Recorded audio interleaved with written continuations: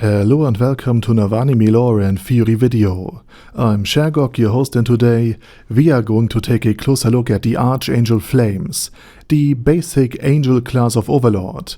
But before we're going to take a closer look at any of this, let me quickly thank my Patreons for supporting this channel, as well as say thanks to all users of the YouTube thanks function for making one-time donations. And with that said, let's get to the topic at hand. And these angels are very brilliant in more than just one sense, but also a very nasty way of doing battle in the new world of Overlord, because these angelic light bulbs are renowned for their radiant knightly form and holy flame sword, deployed primarily by the sunlight scripture of the slain theocracy and of course the paladins of the Robbel Holy Kingdom. These celestial beings embody divine retribution, striking down enemies with holy fire and unyielding resolve. At least in the faith of these two nations. As far as the Kingdom of Retold is concerned, they are just another type of summon, and this difference in perspective is also one of the many reasons why the relationship between the Kingdom of Retold and the theocracy of Slain is absolutely cold, to say the absolutely least. And their flaming swords are not only imbued with holy magic, but much like the Cypher Pater from Elden Ring, are made entirely of holy magic itself. And these swords are capable of burning through unholy and impure beings like skeletons, demons or zombies. And their ethereal forms, the forms of the angels that is, are also highly resistant to physical attacks, making conventional weapons rather ineffective against them, unless they are enchanted with magic or crafted from special magical materials. And therefore, even Gazev Stronov, the captain of the warrior troop of Retold, could hardly harm them without the legendary blade Razor Edge, or at least a skill. And summoning an Archangel Flame requires mastery of the third tier of magic, a level achievable only by very skilled spellcasters of the New World, because, again, the New World is much weaker than basically anything and everybody from Yggdrasil Online. And for example, many in the Adventurer Guild were shocked when Momon, aka Ein, stated that his companion Nabe could use third-tier magic at such a young age, being only in her early 20s at most.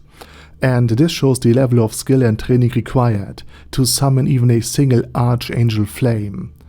And the angels themselves are created from their summoner's own magical energy and mana, meaning their power and durability are also, at least to some extent, tied to the summoner's ability and their general strength and power. And this unique trait ensures that Archangel Flames, summoned by a powerful mage, are exponentially more dangerous than if just a mage that barely can summon at all somehow manages to produce one. And historically speaking, these angels have been summoned in several significant events in the New World. For example, the Sunlight Scripture unleashed them in the web novel to exterminate a large goblin colony in the Great Forest of Top, as part of the Theocracy's Holy Crusade against non-human species. And of course, the attack on Gazev Stronov and his warrior troop comes to mind. Also the attack on the forced labor/prisoner camp by the paladins of the Holy Kingdom in the 12th novel come to mind. And despite being classified as low-level summons from an Yggdrasilian perspective, that is from the point of view of Eins and the other players, Archangel Flames remain highly valuable due to their versatility and their divine power. And their ability to fly and levitate also makes them very effective at covering long distances or difficult terrain rather quickly. So essentially these Archangel Flames are used by holy fighting forces around the world of Overlord as attack drones, as autonomous flying killers to take out enemies from a great distance without directly endangering the summoner in battle. And in this way, a small elite force of casters capable of using third-tier magic could summon dozens of Archangel Flames to eliminate enemies without risking their own lives. And forces like the Sunlight Scripture can therefore use Archangel Flames to wipe out monster hordes and goblin nests with minimal risk of the loss of a single life. And additionally, they are an excellent weapon against the undead, such as zombie hordes, or against enemies that are highly venomous, acidic, or possess some other dangerous element to them that makes any direct confrontation with them very, very difficult. And of course against beings that have a high physical resistance but a low magical resistance, these Archangel Flames are also very, very effective. And I'm thinking of very, very heavily armored but conventional knights without any magical weapons or magical armor, cause they would be pretty much defenseless against these magical swords, while in turn they could inflict little damage against these flying and magically protected targets.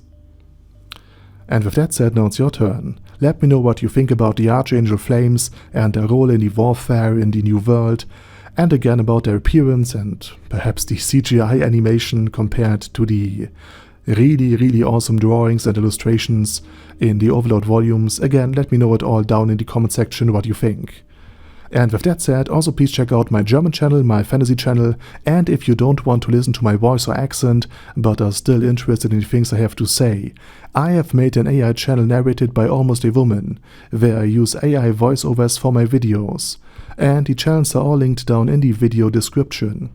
Also please check out my Patreon if you want to support me beyond just leaving a like or sub, and with that said I say thank you very much for watching, thanks to my Patreons for supporting this channel, and as usual I say my special thanks to Arder Daddy Arder, ASK, Bad Guy Yee, Bad Burrito 316, Beezer, Ben C, Brandon S, Brandon D, Chrissy, Crowley 0221, Sia, Crystal Prime, Dead Slime, Death is Mercy, Deathless Dragonlord, Demon Xenomorph 1987, Devin Downen, Ding Dong, Din Pep, Dragonlord Placidus Saxophone, Duckwagon, Dunkler Krieger, Dystopia, Dystopia II, Enigmatic Unicorn, Feralchivan, Guy with That Head,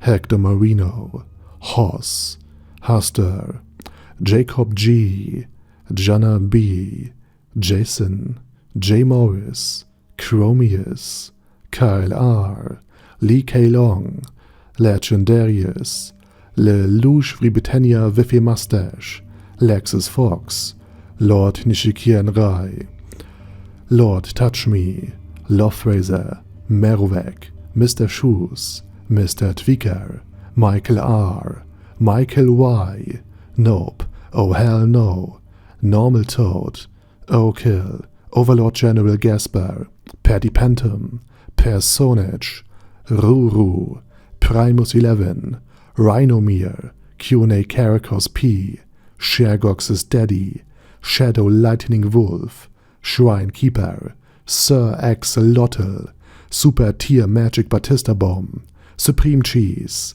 Staris, Ted, Texas Deer, The Orc Warboss, Rocket Smasher, T.E. Wang, Vash Hawkeye, Vegito27, Venture Fanatic, Wilhelm, Xenokai, and Sonagon. Thanks guys. Anyway, have a nice day, and I hope to see you all again soon on my next video.